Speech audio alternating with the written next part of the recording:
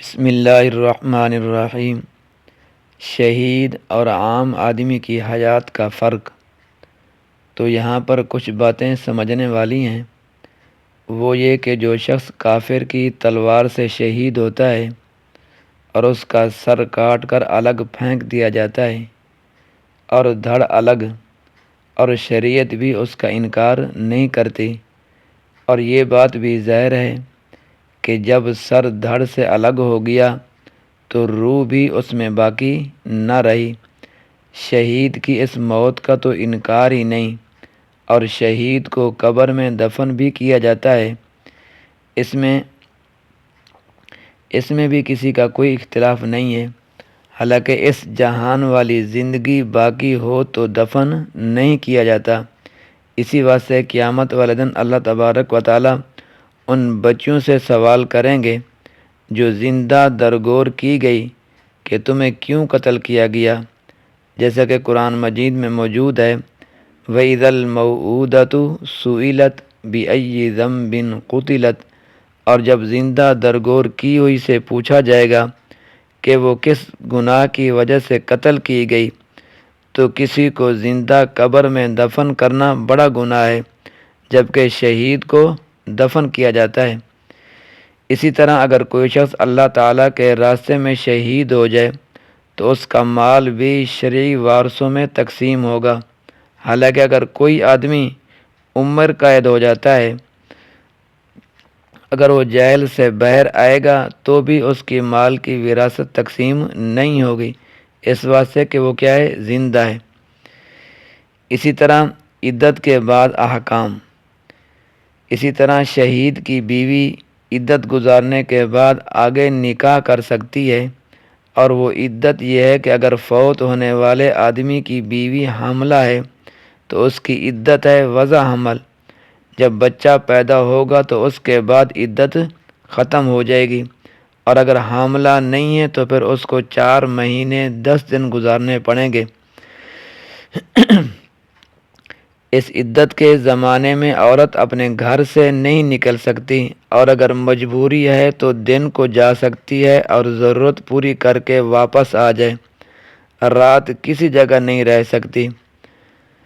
ہاں، البتہ اگر دیہات کے اندر، قصبوں کے اندر جو عورتیں ہیں، عدت تو انہوں نے بھی گزارنی ہے نا، اور انہوں نے اپنے جانوروں کو پانی بھی پلانا ہے، کھیتوں سے ساگ وغیرہ بھی توڑنا ہے، گوبر بھی پھینکنا ہے، اور بعض ایسے قصبے ہیں کہ انہیں پانی دور سے لانا ہوتا ہے، اور بعض ایسی جگہیں ہیں کہ انہیں لکڑیاں لانا پڑتی ہیں۔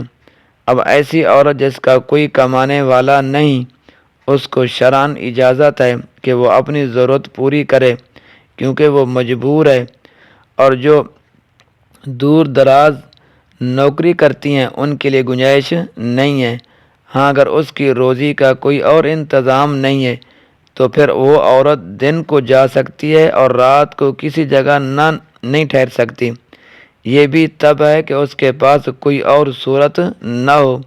اگر اس کے پاس عدت کے زمانے میں کھانے کا خرچہ ہے تو اس کے لیے گنجائش نہیں ہے۔ اسی طرح اگر کوئی عورت بیمار ہو جاتی ہے اور اس کو اتنی توفیق نہیں ہے کہ ڈاکٹر کو فیس دے کر اپنے گھر بلائے، تو اس کو اجازت ہے کہ قریبی ڈاکٹر کے پاس علاج کے لیے جا سکتی ہے۔ اور یہ بات اصولی طور پر یاد رکھنا کہ عدت گزارنے والی عورت رات کسی جگہ نہیں گزار سکتی، اور اگر مجبوری ہے کہ اس کا کوئی سودا صرف لانے والا نہیں ہے تو وہ اپنی سبزی وغیرہ بھی بازار سے لا سکتی ہے، اور بول چال پر بھی کوئی پابندی نہیں ہے، ضرورت کے مطابق گفتگو بھی کر سکتی ہے۔ تو ایک آدمی نے سوال کیا کہ حضرت عدت کے دوران ہسپتال میں داخل ہو سکتی ہے یا نہیں؟ تو فرمایا گیا اگر اور صورت نہ ہو تو ہسپتال میں داخل ہو سکتی ہے، کیونکہ شریعت مجبوری کا بھی لحاظ کرتی ہے۔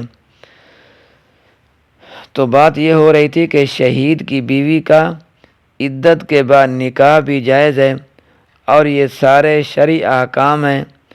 اللہ تعالیٰ فرماتے ہیں کہ جو اللہ تعالیٰ کے راستے میں قتل کیے گئے ہیں ان کو مردہ نہ کہو بلکہ وہ زندہ ہیں۔ عذاب قبر روح اور جسم دونوں کو ہوتا ہے۔ مسئلہ یہ ہے اور اس پر صحیح روایات متواتر موجود ہیں، اور اہل حق اہل سنت والجماعت کا اس بات پر اتفاق ہے کہ جس وقت انسان کو قبر میں دفن کیا جاتا ہے تعاد روحہ فی جسدہ،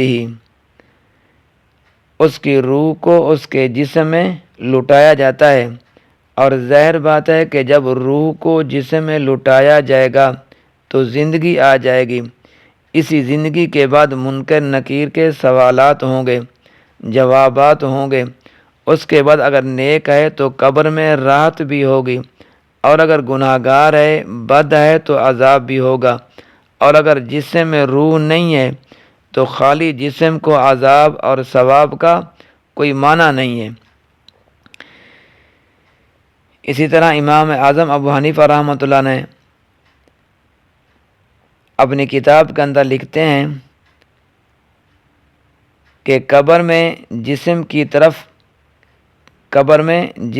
طرف روح کا لٹایا جانا بھی حق ہے، اور صحیح احادیث بھی یہی کہتی ہے، اور اہل حق کا مسلک بھی یہی ہے کہ قبر میں حیات ہے تو یہ زندگی ہے، جو ہے یہ قبر کی زندگی ہے۔ تو فرمایا جو اللہ کے راستے میں شہید ہو جاتے ہیں وَلَا تَقُولُوا، اور نہ کہو ان کے بارے میں لِمَن يُقْتَلُ فِي سَبِيلِ اللَّهِ، جو قتل کیے گئے ہیں اللہ کے راستے میں، اموات مردے، بل احیاء، بلکہ وہ زندہ ہیں، وَلَٰكِن لَّا تَشْعُرُونَ، اور لیکن تمہیں شعور نہیں ہے۔ فرض کرو آج اگر کوئی شخص کسی شہید کی قبر کو اکھیڑے تو شہید نہ تو اس سے بات کرے گا اور نہ اس میں کوئی حس اور حرکت ہوگی، اور کچھ بھی نظر نہیں آئے گا۔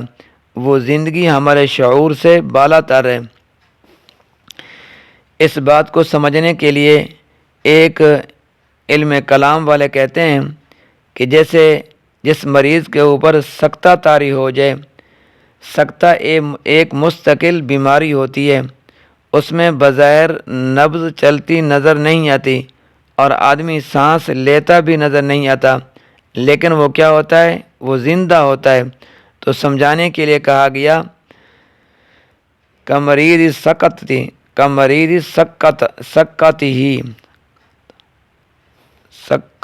ہی، جیسے سکتے کا بیمار ہوتا ہے کہ روح اس کے اندر ہوتی ہے، لیکن حکیم ڈاکٹر حیران ہوتے ہیں کہ حس بھی ہے اور حرکت نہیں ہے، سانس نہیں ہے، کچھ بھی نہیں ہے۔ تو اسی طرح شہید کی حیات ہے، بظاہر سمجھ نہیں آتی، اور بعض لوگ یہ کہتے ہیں کہ حیات تو ہے مگر روح کی ہے، جسم کی نہیں ہے، اور بعض کہتے ہیں کہ ایک جسد مثال ہوتا ہے اس کی حیات ہے۔ یہ دونوں قول مردود ہیں، اس واسطے قرآن کو سمجھو۔ تو قرآن مجید کہتا ہے وَلَا تَقُولُوا، اور نہ کہو تم لِمَن يُقْتَلُ فِي سَبِيلِ اللَّهِ، ان کے بارے میں جو قتل کیے جاتے ہیں اللہ تعالیٰ کے راستے میں، اموات مردے، بل احیاء، بلکہ وہ زندہ ہیں۔ تو قتل تو اس جسم کو کیا جاتا ہے، روح کو تو نہیں۔ تو قرآن کہتا ہے کہ جن کو قتل کیا جاتا ہے ان کو مردہ نہ کہو، اور پھر قتل جسد مثال نہیں ہوتا، بلکہ یہی جو ہمارا جسم ہے۔ دعا فرمائیں کہ اللہ تبارک و تعالیٰ میرا اور آپ کا حامی و ناصر ہو۔